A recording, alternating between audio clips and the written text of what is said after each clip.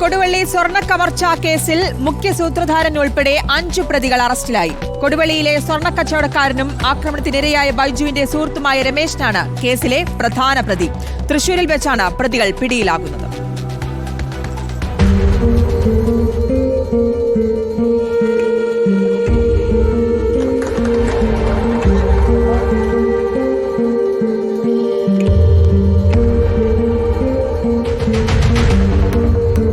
കവർച്ചക്കിരയായ ചെറുകിട സ്വർണ്ണക്കച്ചവടക്കാരൻ ബൈജുവിന്റെ ജ്വല്ലറിയുടെ തൊട്ടടുത്തുള്ള കടയുടമയാണ് രമേശൻ. രണ്ടുപേരും തമ്മിൽ നേരത്തെ സ്വർണ്ണ ഇടപാടുമായി ബന്ധപ്പെട്ട തർക്കം നിലനിന്നിരുന്നു. ബൈജുവിന്റെ കൈവശം 1.75 കിലോഗ്രാം സ്വർണ്ണമുള്ള വിവരം രമേശന് അറിയാമായിരുന്നു. സാഹചര്യ തെളിവുകളുടെ അടിസ്ഥാനത്തിൽ നടത്തിയ അന്വേഷണത്തിൽ ബൈജുവിനെ ആക്രമിച്ച് സ്വർണം കവരാൻ രമേശനാണ് കൊട്ടേഷൻ നൽകിയതെന്ന് കണ്ടെത്തി. CCTV ദൃശ്യങ്ങളും പോലീസിന് തുണയായി.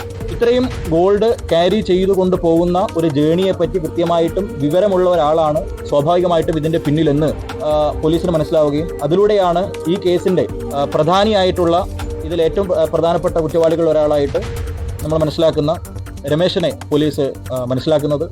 തുടർന്ന് രമേശനെ പോലീസ് അന്വേഷിക്കുകയും രമേശനെ പിടികൂടുകയും രമേശന്റെ കൈവശത്തു നിന്നും ഏകദേശം 1.2 കിലോഗ്രാമോളം ഗോൾഡ് പോലീസ് റിക്കവറി നടത്തി. തൃശൂർ വെച്ചാണ് രമേശും കവർച്ചയിൽ നേരിട്ട് പങ്കെടുത്ത വിപിൻ, ഹരീഷ്, ലതീഷ്, വിമൽ എന്നിവരും പിടിയിലാകുന്നത്. 1.3 കിലോഗ്രാം സ്വർണവും രമേശൻ കൊട്ടേഷന് വേണ്ടി നൽകിയ 12 ലക്ഷം രൂപയും പോലീസിന് ലഭിച്ചു. കേസിൽ തൃശൂർ സ്വദേശി സിനോയ്ക്കായി തെരച്ചിൽ തുടരുകയാണ്. കേസിലെ പ്രതികളെ വേഗത്തിൽ അറസ്റ്റ് ചെയ്ത പോലീസുകാരെ കൊടുവള്ളിയിലെ സ്വർണ്ണ വ്യാപാരികൾ അഭിനന്ദിച്ചു.